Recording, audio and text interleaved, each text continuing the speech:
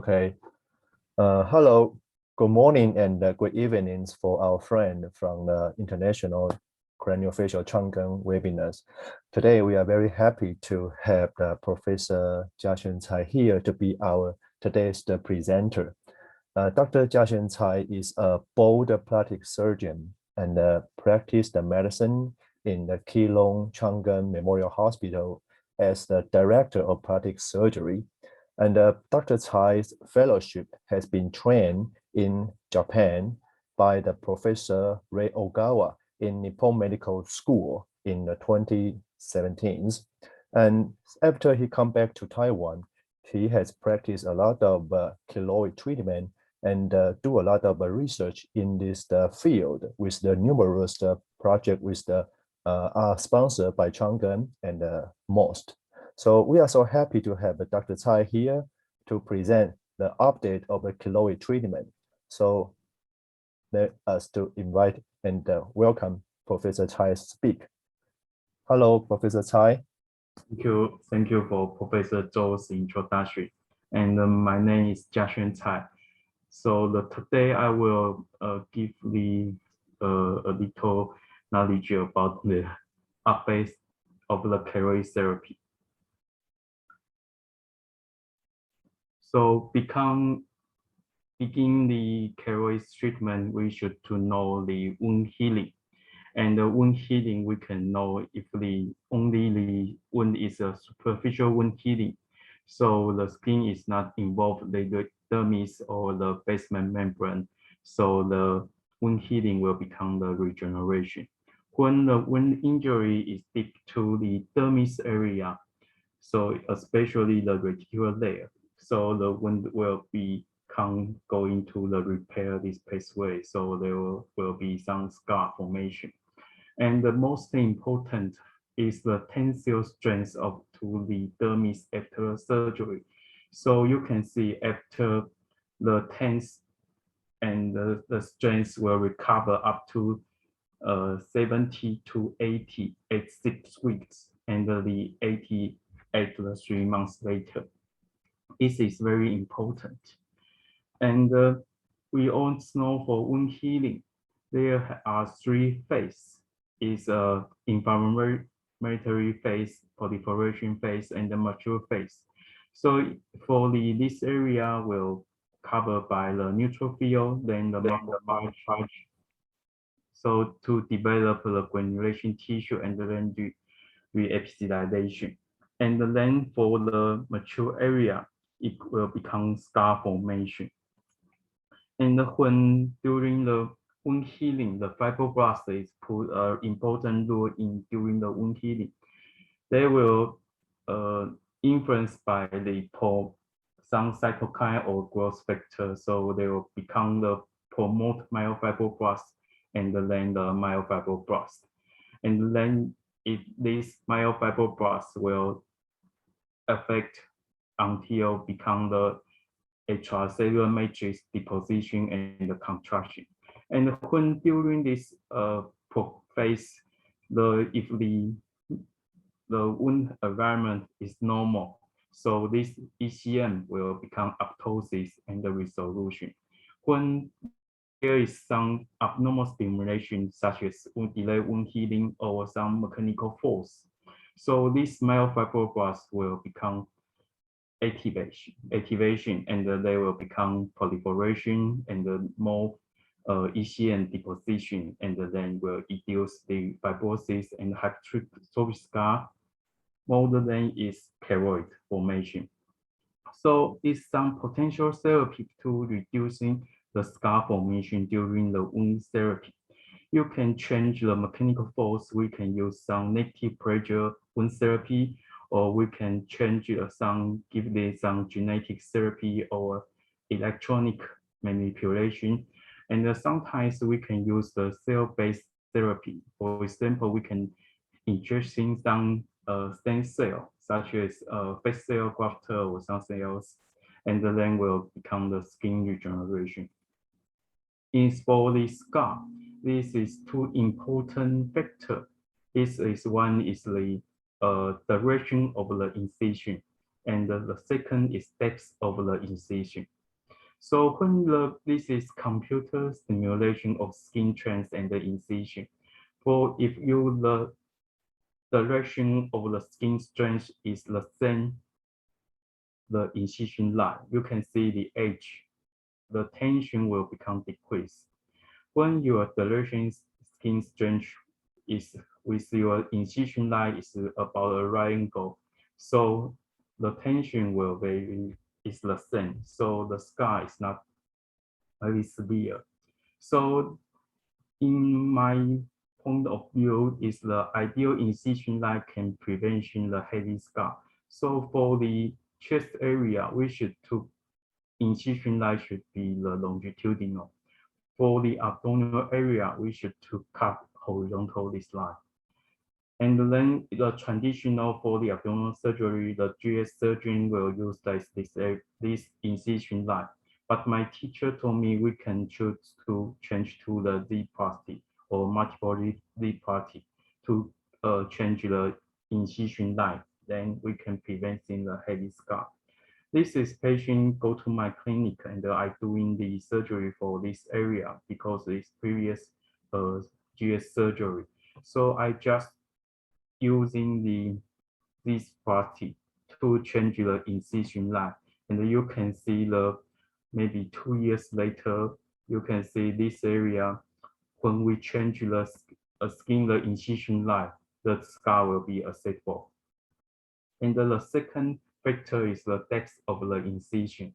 So when the wound during the wound healing, if the wound injury until the reticular layer of the dermis, we can see there will become the hypertrophic scar. If the wound depth is very superficial, the scar is not severe. And for the keloid and hypertrophic scar, therefore the keloid is characteristics is very excessive healing, so it's continuous or some non-stop growing, and the keloid will expand beyond the boundary of the original wound, and the recurrence is very hard, and there was some ECM deposition. And their epidemiology is until adequate investigated, and some race will be many influence, and some genetic factor can shape the keloid rates, and the environment factor is also contributing to the keloid development, such as the mechanical force. For the location dependent distribution, for the keloid, the high tension area, such as the chest area and the shoulder and the low jaw area, the incidence is very high. And for the most tension days, such as the scapula or pretibia area, there is almost no keloid formation. And the incidence rate of the keloid report in different countries, we can see for the Japan and the Taiwan, the keloid incidence rate will be 0.1%. And for the some black people area, such as Kenya or Zambia, the keloid incidence rate will become to 10 to 15%. And the most important, the shapes of the keloid is determined by the skin tension. So this area is the high tension area. So the inflammation is increased. So the keloid will become more severe. So release tension is very important. And also the muscle fiber direction is the same with the keloid growth direction. For example, this area in the chest area, the pectoralis major muscle, this the contraction, the direction is horizontal. So the keloid is grows horizontal line. And for the abdominal area, the rectus abdominalis muscle is the muscle direction is longitudinal. So for the abdominal area, the keloid is grows longitudinal. And for the histology pathology of the keloid tissue, we can see the epidermis is nearly normal, and the papillary layer of dermis is also normal too. So most important is the reticular layer of the dermis. We can see the highly nice collagen deposition and the inflammatory cell is increased. Also fibroblast is increased. And also there are very, you can see most neovascularization during this area. So the reticular layer of the dermis is most important in the keloid formation. And the scar severity, we should to also say the constitution. So we can divide to the three groups. One is genetic factor, and the second is the systemic factor. The other is local factors. And some genetic factors, we can see this pedigree, and we can see the indicate some autosomal dominant inheritance with incomplete clinical penetrance.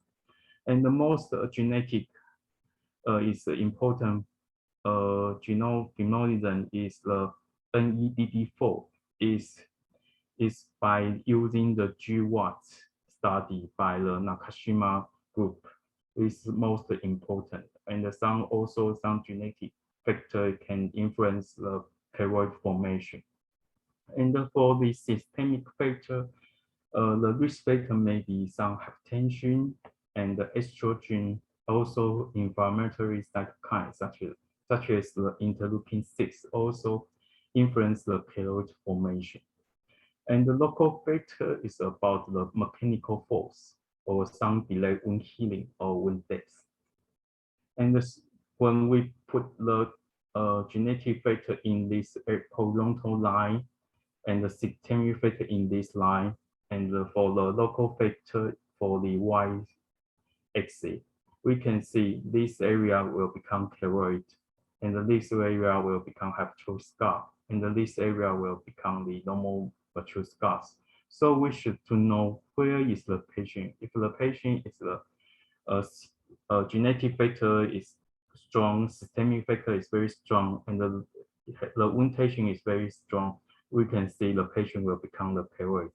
So it's very important because the different is if the keloid and have true scar, the treatment is totally different. This is the keloid treatment. We can use some surgical management and non-surgical management. If for the small and the keloid, small single keloid, we can do in the surgery or adjuvant therapy. For the large or multiple keloid, we can do mass reduction surgery and then repeat. So can give some better result. And this is my teacher's study from because the Imperial Medical School is doing for keloid treatment about the history will become 15 years. So from 1988 to 2002, they always doing the radio protocol is only 15 grade 3 fraction 3 days. From 2003 to 2007, my teacher, Professor Ogawa, changed their radiotherapy protocol. For earlobe, their tension is less, so he used the 10 grade 2 fraction 2 days. And for the high tension areas, he used the 20 grade 4 fraction 4 days. And others use the 15 grade 3 fraction 3 days. And you can see the overall the recurrence rate from 30% will decrease to the 15%. And from 2008 to 2012, he improved the surgery technique. So for the no tension area such as the earlobe, he just to wedge the C-string and the simple suture. And for the auricular area, he used the co-incision and the simple suture. And for the high tension recurrence area, like anterior chest wall, scapular area, or superficial area, he used the tension reduction and the fascia subcutaneous layer sutures and the Z-plasty. And then the overall the recurrence rate is about 11%. And then from 2013 to 2017, he changed the radiation protocol again. So he want to decrease patient go to hospital times. So from earlobe, only 8 grade, 1 version 1 days, and for the other is from 15 grade, 2 version 2 days. For the high recurrence area, he changed the protocol to the 18 grade, 3 version 3 days. So the overall of the recurrence rate decreased to the less than 10%. So the treatment of keloid is this is two important key person is a control tension and the control inflammation. So control tension, we should do wide incision the keloid tissue until the fascia layer, and then suture layer by layer, about 4 to 5 layer sutures. This is studied by my teacher, Professor Ryugawa. If we only do the subdermal suture and the exteriodermal suture, we can see using the computer simulation, we can see the mechanical force of this exterior area will become the 4,700 Pa. When we doing the superficial fascia layer sutures, except the deep fascia layer sutures, the tension of the epithelium will decrease to the 573 Pa. If we doing the deep fascia layer suture and the superficial fascia layer suture, then the tension will decrease to about the 700 Pa%. So it is important if we can decrease wound tension of this area, so the keloid recurrence rate will decrease.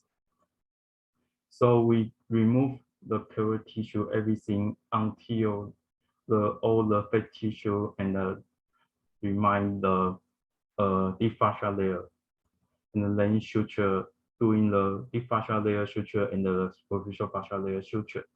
And we just doing this, the wound edge should be naturally attached. So you can see only wound edge is attached, it means the tension is decreased, and the tension will keep on the deep fascia layers and also superficial fascia layer. And then we doing the subdermal and the epithelial sutures. And I will share some patient experience. This is the ear cartilage keloid, and I'm doing the cold incision, and from 9 months later, a stable result. And this patient, she has suffered from recurrence 3 times. This time last time is when she is pregnancy, so the estrogen is increased, so the keloid is recurrence. And then I just doing the cold incision and the simple suture, and doing the 15 grade 2 version 2 days. After surgery, I using because it's a recurrence case, so I using the steroid case. This is 15 months later, the result is acceptable. And this is 24-year-old male, and is the low jaw area keloid, and I just doing the incision and using the Meditech to post-operative care. And this also the low jaw area keloid, and after surgery 5 months later, is a acceptable result. And also 22-year-old female is low jaw keloid, and after 8 months later, we can see the acceptable result. And this is male is doing the gynecomastia surgery, and then become the surgery scar will become the keloid. So I just doing the wide incision and the postoperative radiotherapy, and 15 months later, it's a stable result. We postoperative care is using the taping with the Meditech. And this 50-year-old male is a aortic dissection, and 10 years ago, and he go to my clinic due to the severe pain in the inch. So the risk factor also the hypertension. So I wide incision all the keloid except this area. Because when I remove everything, this area, if I remove, I cannot closure the wound. So I leave this keloid here and then remove other keloid. And during the surgery, I doing the steroid injection over here. So this is 4 months later. You can see the acceptable result. And this also, the patient is a recurrence of epithelial including cyst invasion many times. So I remove everything and doing the surgery and the postoperative surgery. And the postoperative care is using the Meditex. And this 44-year-old female is doing the breast biopsy surgery. So you can see here is some hypertrophic scar, and she go to my clinic very due to the severe pain and the itch. So I'm doing the operation and remove everything and doing the radiotherapy. And this is 10 months later. And this also the keloid of the anterior chest. So I doing the Y incision and doing the Z-plasty. This is 8 months later. And this is a suprapubic area keloid. So I also doing the Y incision and the postoperative therapy. And this is a bilateral shoulder keloid, and I remove everything, large keloid, and doing the radiotherapy. And for the some residual keloid, small single residual keloid, I using the steroid tapes to keep, and then at about 13 months later, you can see a acceptable result.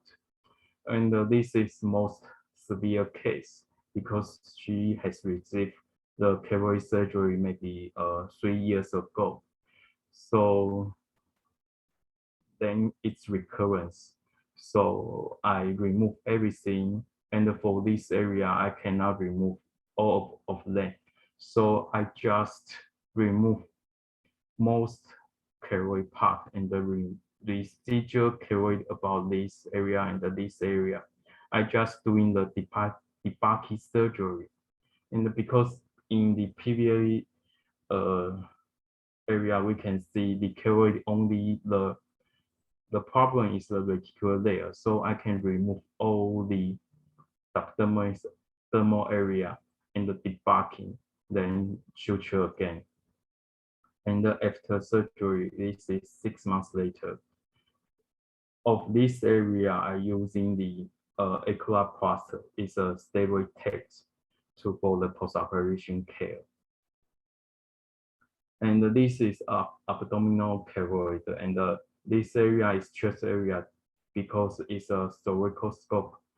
The it's a hypertrophic scar. So for the keloid area, I remove the keloid and doing the radiotherapy. And for the chest area, I just doing the Z-plasty to release tension and change the incision line. So this is 20 months later, you can see the acceptable result. And for the BCG vaccination, the wound of the left upper arm. So I remove everything and doing the radiotherapy.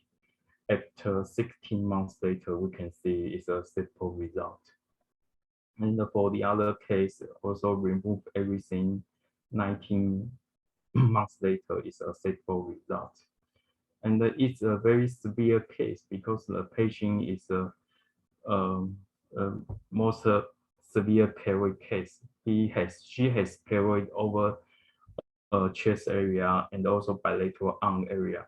And she suffer from severe pain over this area. So I told to her to remove the all partial keloid. And for this area, I just doing the debugging surgery. So maybe nine months later and 1 year later, you can see the keloid the skin will become normal. It's also a acceptable result. And also the other important things is to control inflammation. For this is important when we doing the steroid injection. In traditional, we always injection in this way.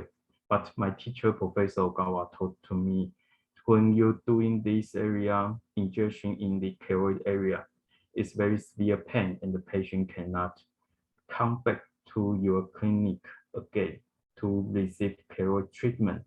And based on our knowledge, the most important area or influence area is the junction of the between the keloid area and the normal skin area, because the keloid will inflammation area is also this in this area. So we should do injection the steroid to inhibit the inflammation during the junction area. So when we injection this area, the inflammation decrease, so the keloid will become normal. And this area is not so severe pain, so patient can come back to my clinic to receive the treatment. And also in Japan, they have some steroid tapes, and this is middle potent and also strong potent. Its strong is the Eclaplast. And I told my patient to buy this Eclaplast from Japan. And this is my teacher's pictures, and you can see when we treat the 9-year-old boy, we should use the weak steroid tapes. And after 26 months later, you can see this is a acceptable result. It's just using the steroid tape without surgery. And for some strong steroid tape for adult patient, when using some this is small area and the patient did not want to receive surgery, you can told them to use this steroid tape. After maybe 3 years later, you can see it's the keloid will disappear. And for the strong some keloid, you can also use the steroid tape. So 19 months later, you can see it's a acceptable result. So for the keloid surgery, so we can we should do differential diagnosis or some disease will mimic with keloid. If we know this is keloid, we can divide two groups. If we're small or single keloid patient want to receive surgery, we can do in the surgery and the postoperative radiotherapy. If he or she did not want to receive surgery, we can do in some intraregional steroid tape, 5FU or steroid tapes or laser or cryotherapy or silicone sheet. When the keloid is very large or multiple, we can do mass reduction surgery and then radiation. And if the patient has good result, we can repeat again. If patient did not want to receive operation, so we can change my treatment protocol to primary radiotherapy or intraregional injection about the steroid tape, 5FU, and such as. So now what is current treatment of for the keloid is surgery and the postoperative radiotherapy. And also we can use the steroid injection or steroid tapes. So the keloid now can be treatment. The overall the keloid recurrence rate is below 10%. And I will thanks for my teacher, Professor C.T. Chang, and he sent me to the Japan to the Nippon Medical School. And I also thanks my teacher, Professor Ray Ogawa. He teach me a lot of many things about keloid therapy. And I also thanks for my cooperator, the dermatologist, Dr. Xu, and the Dr. Chen, and the Dr. Zhong. We have some cooperate. And also my colleague, Dr. Zhou and Dr. Chen, to whom I study in the Japan, he just go to see me. And this is my teacher and some colleagues of Nippon Medical School. And thank you very much. Okay, thank you, Dr. Tsai, for excellent speech for all the audience in the ICC. So we welcome for all the questions for Professor Tsai. So in the first, I have one question for Dr. Tsai. Do you have any experience when patient received radiotherapy for the keloid treatment? Any side effect or some complication of a radiotherapy you have encountered in your cases? Most important it will be the some dermatitis. Is a acute post-radiotherapy dermatitis is most some common, and also very important is delay wound healing. Also, we can see maybe some patient is also has some delay wound healing. The wound will be healing maybe 1 month later. Is we also can see some of these complications after radiotherapy, but most of the radio oncologist concerned is sarcoma after radiation, but it's also rare case report. So it's the most severe case complication of the postoperative radiotherapy. Okay. Yes. One question is that how about the role of the Botox injection in keloid management? Yeah, the Botox injection. Maybe because it's also maybe in during the Botox injection, maybe this can inhibition the muscles movement. So when the muscle movement is the muscle fiber contraction is decreased, so maybe the keloid can improve or treat by the Botox, but it's need more experience. But in my experiences, I really use the Botox to treatment for the keloid.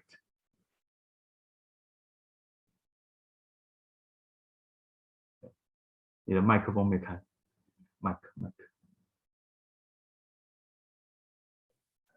As for your cases presented here, so how long is your follow-up time to observing all the keloid be treated by you?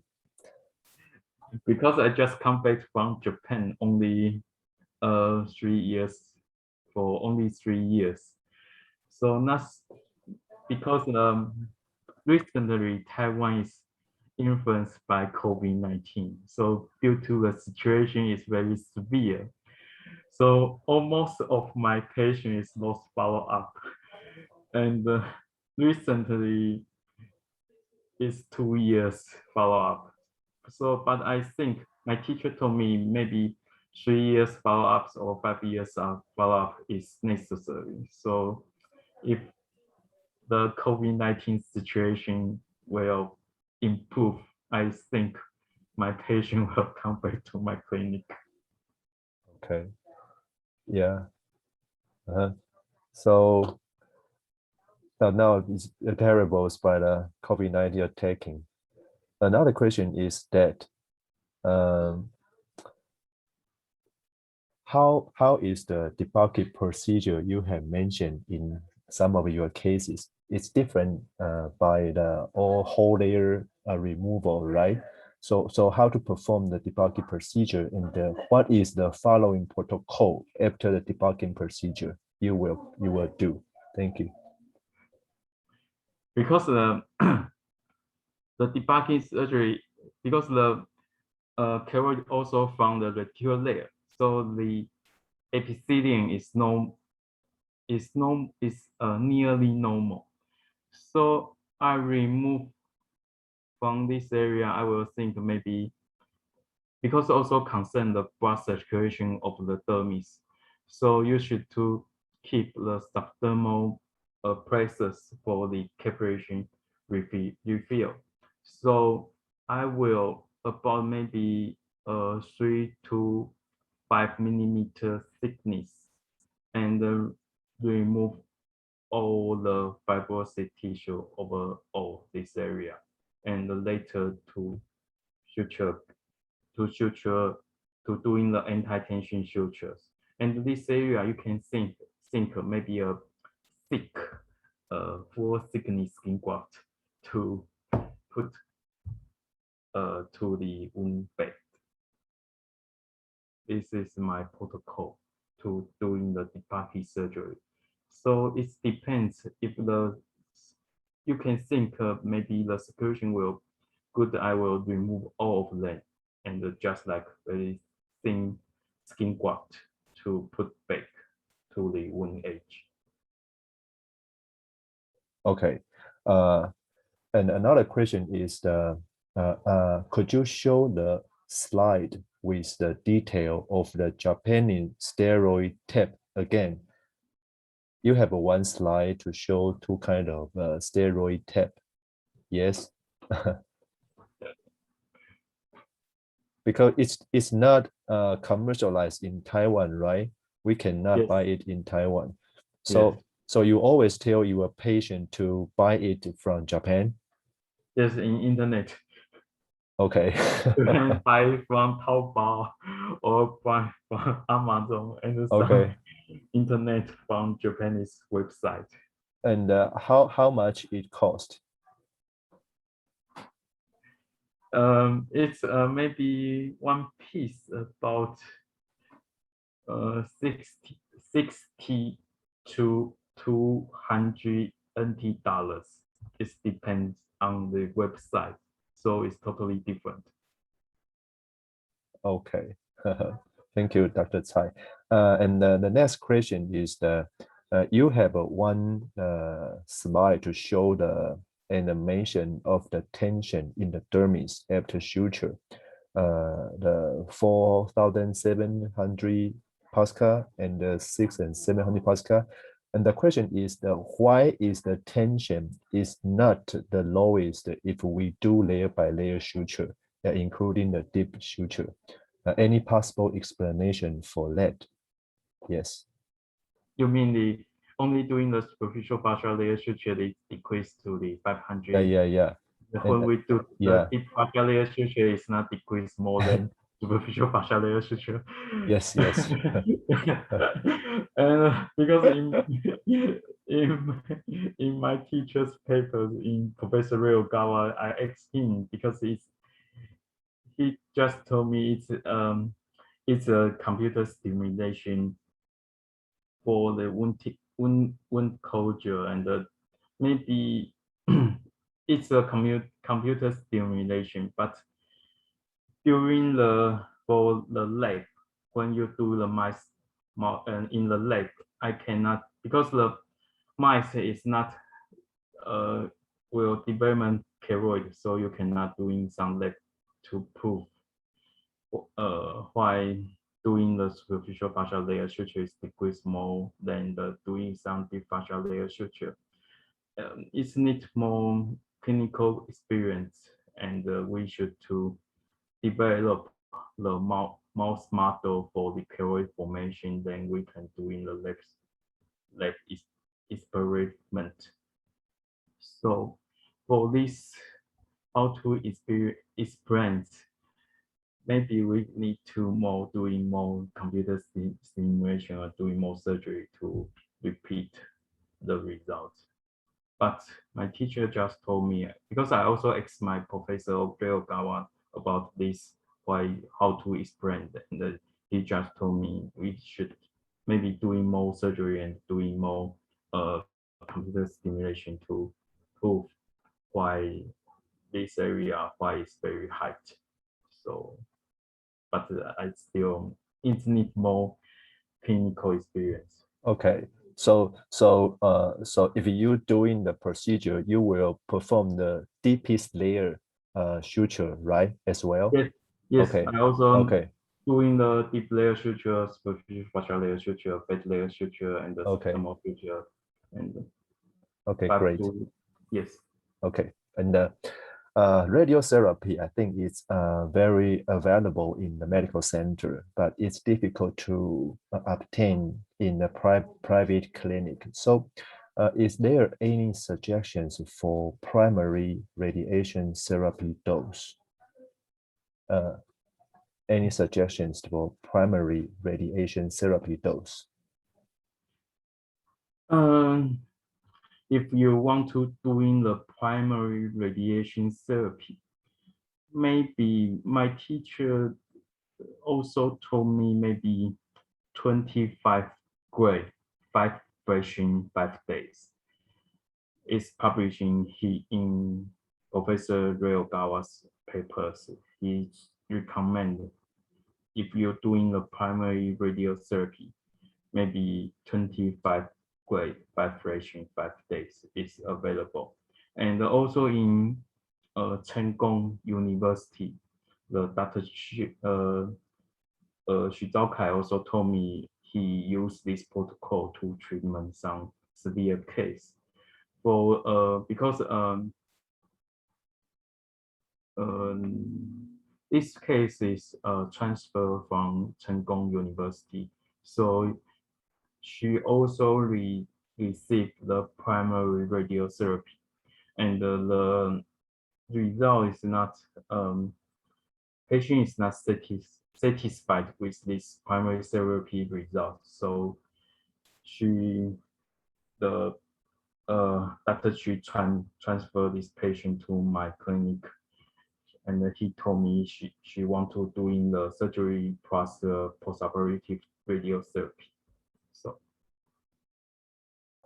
okay, yes. And Dr. Tsai, may I ask a question? Is what is the rate for your redo cases for the recurrent of a keloid patient? redo rate. Yes.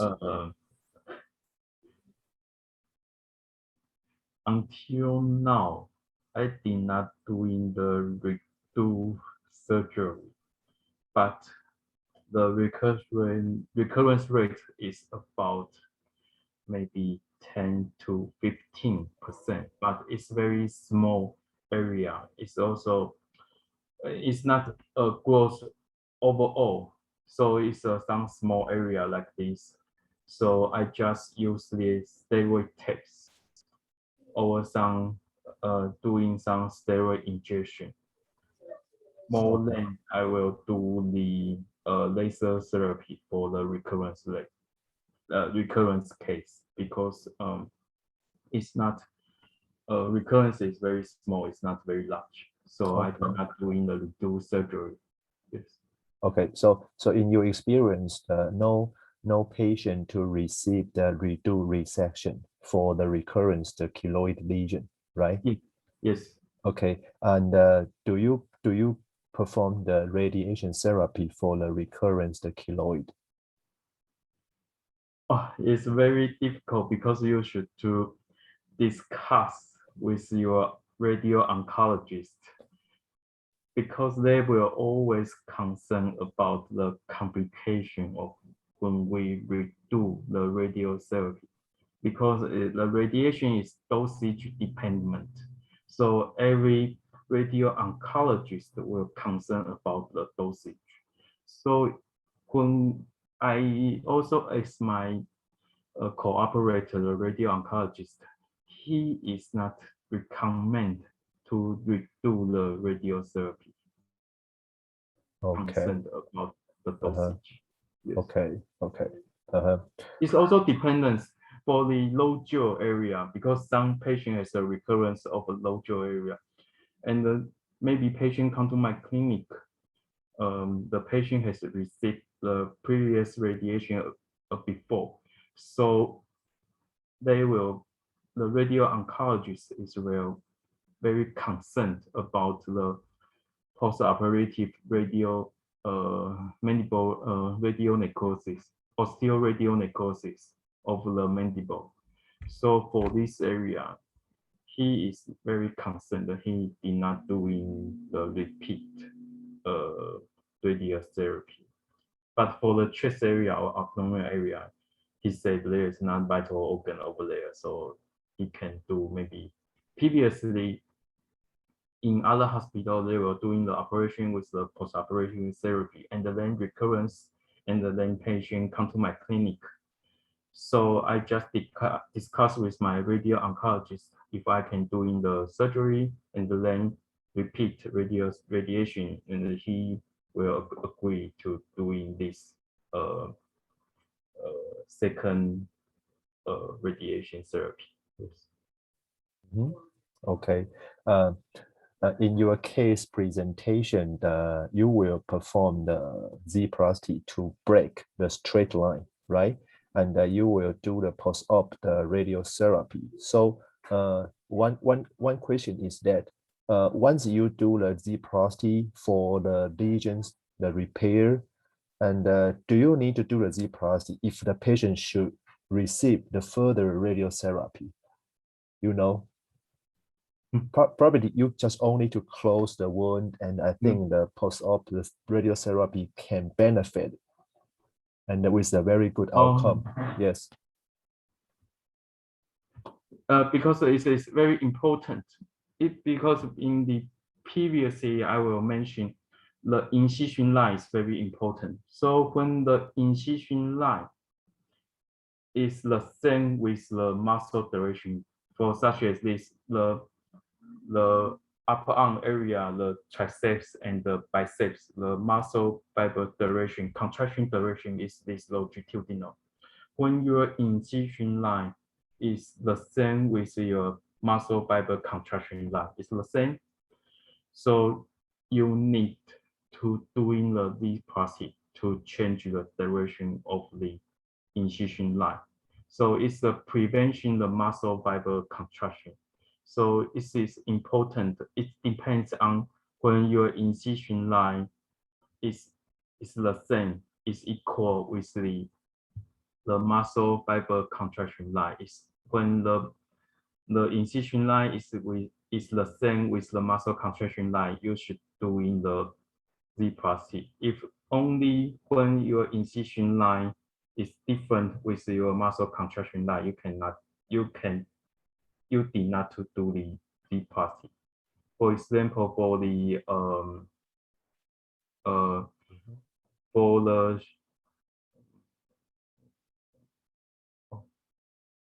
for the abdominal area, because the abdominal rectus muscle fiber, the contraction duration is longitudinal. When I incision is a horizontal, so I did not to do the plasty for this area because I just cut everything and the suture is horizontal. It's different with the muscle fiber contraction line. So it's quite doing the Z plasty is depends on your incision line. It's the same with the muscle contraction line, or it's different with the muscle contraction line. Yes. Okay. Yeah. Okay, thank you. Okay, to remain in this slide. So what is the Mabitech? Mabitech, yes. It's a silicone text, a kind of silicone text. So when doing the postoperative, we should to doing some silicone text fixation. So after I remove the stitches, I use the Mabitech. It's a kind of silicone silicone text. Okay, so kind of a silicone sheet, right? Yes. Okay, great. Another question is that do you have any experience on fat grafting in treating keloid scar?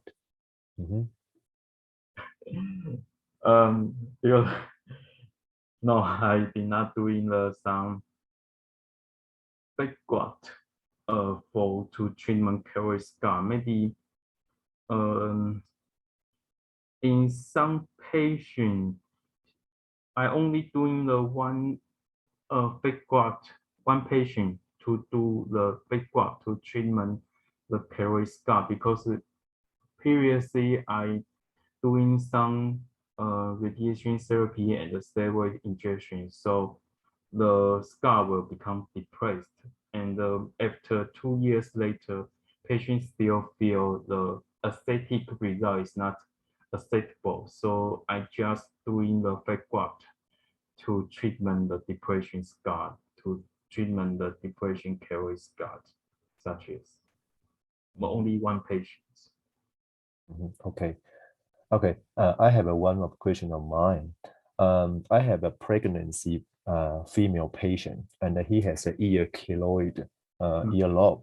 I treated once, and but however, after he was pregnant, the keloid recur. So, what is the best time I could treat the keloid after she delivered the baby, in your experience?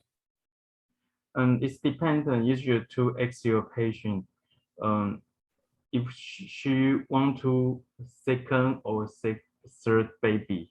If she want to second or third baby, you should need to doing the keloid therapy after she did not want to repair pregnancy. Okay. Because the pregnancy during the pregnancy, many keloids will recurrence because the increase the estrogen the demonstrate. So the keloid also influenced by this, such as cytokine and the estrogen. So it depends on patient will delivery again for second or third baby. If she did not want to any pregnancy, and you can treatment this patient. Okay. The next question, I think it probably is the final one. What are the suture materials could you introduce to using to close the layer by layer? Yes. And about the suture materials for the deep fascia layer sutures, it depends if when you suture in the chest anterior chest wall area, the tension is very high. So I will use 1O or maybe 1O PDS to suture this area. And this area will become 2O PDS and 3O, 4O for this subdermal suture. And for the epithelial wound suture, it will be Pauline, 6O Pauline.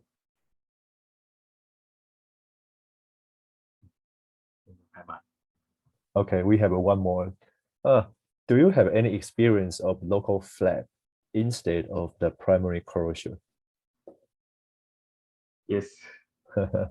Yes, we can also, because I did not show in this slides, I also using some local flap.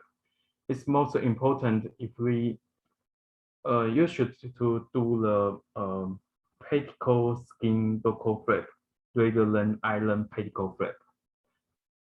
Maybe later or if next time I will show you. It's most important. You should to use the pedicle skin flap rather than the island pedicle flap, because the pedicle skin will stretch when you're doing the local flap. The skin will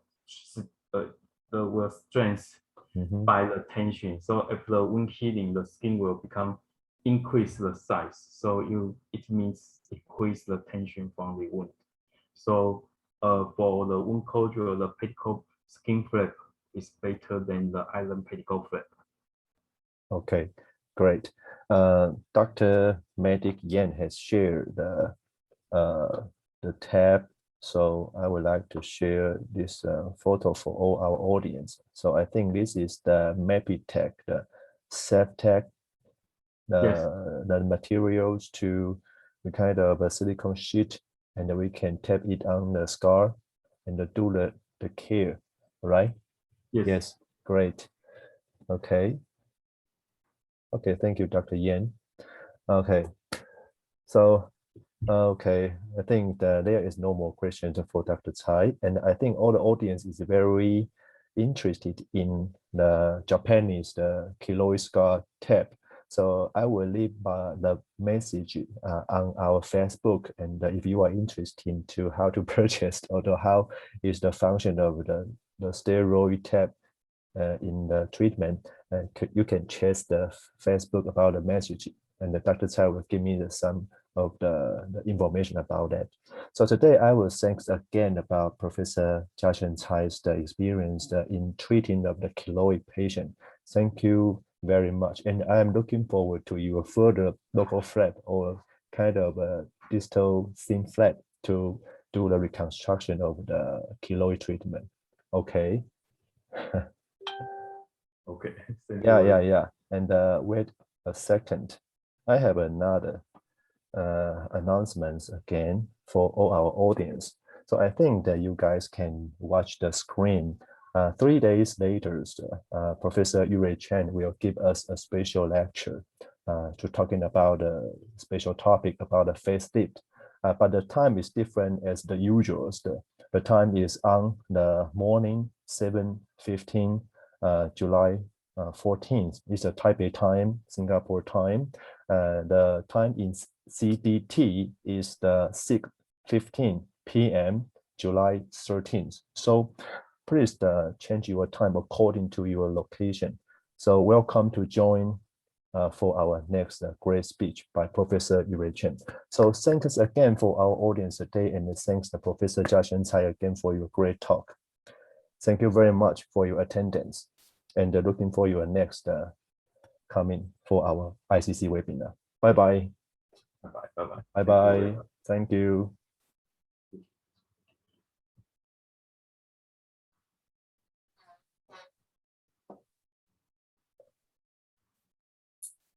谢谢蔡医师。好，谢谢。Thank you very much. 好，谢谢。Very good presentation. 哦，好，非常紧张。Okay, it's okay. Very nice. 啊，没关系，先这样。Yeah, you have to give me the Japanese tab information and how to purchase it, and I will leave the message on Facebook. Okay. Thank you. 中文吗？中文可以 Yes. 对吧？所以要给你什么？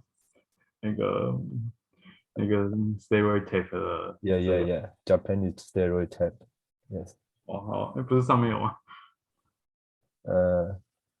好，等下给你。Okay. Thank 好， you. 等下给你。好， Okay. Bye bye. 好，拜拜，拜拜，Bye bye.